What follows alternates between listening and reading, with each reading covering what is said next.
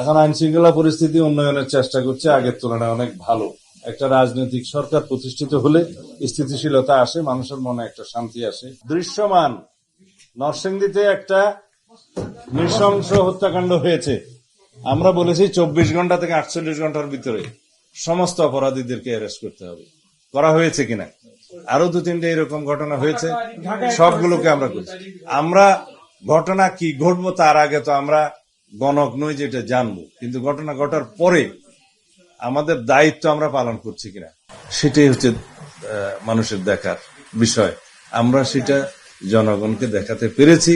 আইন শৃঙ্খলা বাহিনী কতটা আন্তরিক, কতটা কঠোর, এই সমস্ত বিষয়ে সেটা আশা করি জনগণ ইতিমধ্যে বুঝতে পেরেছে। আমরা জানতে পেরেছি একটি সন্ত্রাসী গ্রুপ ইতিপূর্বে 2 মাস আগেও একজন বড় ব্যবসায়ীর কাছে চাঁদা চেয়েছে এবং পুলিশ কমিশনার নজরে আনলে পুলিশ কমিশনার সাহেব চট্টগ্রামে তাকে নিরাপত্তা দিয়েছে, বাসায় পুলিশ প্রহরা দিয়েছে।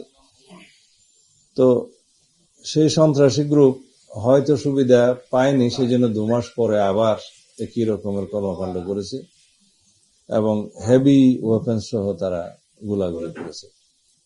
আমি আপনাদের জ্ঞাতার্থে বলতে চাই, বাংলাদেশে যত শীর্ষ সন্ত্রাসী আছে, এরকম যত চাঁদাবাজ আছে, তারা অতি অবশ্যই যাতে আইনের আওতায় আসে, ধৃত হয়, সেই ব্যবস্থা আমরা খুব দ্রুত নেব। আমি আমাদের পরিকল্পনাটা এখানে এখনই ফাঁস করতে চাই না, এ বিষয়ে আমরা অত্যন্ত কঠোর।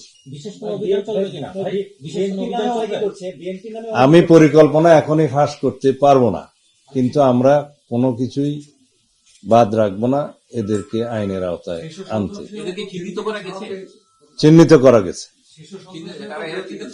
ওদেরকে চিহ্নিত করা গেছে। আমাদের বিভিন্ন গোয়েন্দা সংস্থা কাজ করছে এবং আমরা প্রয়োজনীয় ব্যবস্থা নেব। তাদেরকে চিহ্নিত করে আইনের আওতায় নিয়ে আসেন, আইন শৃঙ্খলা বাহিনীর হাতে তাদেরকে সুপর্দ করেন, কিন্তু কোনো অভিযোগ ঢালাও ভাবে করলে তো তার জবাব দেওয়া যায় না। এখন আইন শৃঙ্খলা পরিস্থিতি উন্নয়নের চেষ্টা করছে, আগের তুলনায় অনেক ভালো।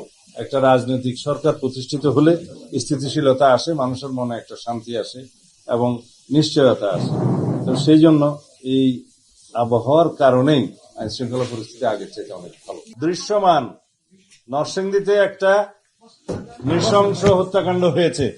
আমরা বলেছি 24 ঘন্টা থেকে 48 ঘন্টার ভিতরে সমস্ত অপরাধীদেরকে অ্যারেস্ট করতে হবে। করা হয়েছে কিনা? আরো 2-3টে এরকম ঘটনা হয়েছে, সবগুলোকে আমরা করছি। আমরা ঘটনা কি ঘটবো তার আগে তো আমরা গণক নই যেটা জানবো, কিন্তু ঘটনা ঘটার পরে আমাদের দায়িত্ব আমরা পালন করছি কিনা সেটাই হচ্ছে মানুষের দেখার বিষয়। আমরা সেটা জনগণকে দেখাতে পেরেছি।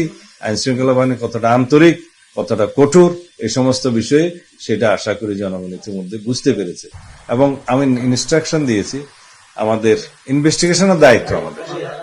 আমরা খুব দ্রুত ইনভেস্টিগেশনের মধ্য দিয়ে এটা আদালতে চার্জশিট দাখিল করবো এবং দ্রুততম সময়ের মধ্যে একটা দৃষ্টান্তমূলক ব্যবস্থা, বিচারের ব্যবস্থা করা হবে। বিচারকগণ বিচার করবেন স্বাধীনভাবে।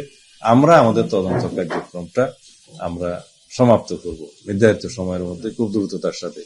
এমন কোন অপরাধী বাংলাদেশে আশা করি আর উৎসাহিত হবে না এরকম কর্মকাণ্ড করতে, যদি আমরা এই ব্যবস্থাগুলো নিতে পারি এবং দৃষ্টান্ত আমরা দেখাতে পারি, সেই ব্যবস্থাটা আমরা করতে পারি। তা আশা করি আমরা এখনো পর্যন্ত আমাদের আন্তরিকতার সাথে আমরা সমস্ত বিষয়গুলোকে অ্যাড্রেস করতে পারছি।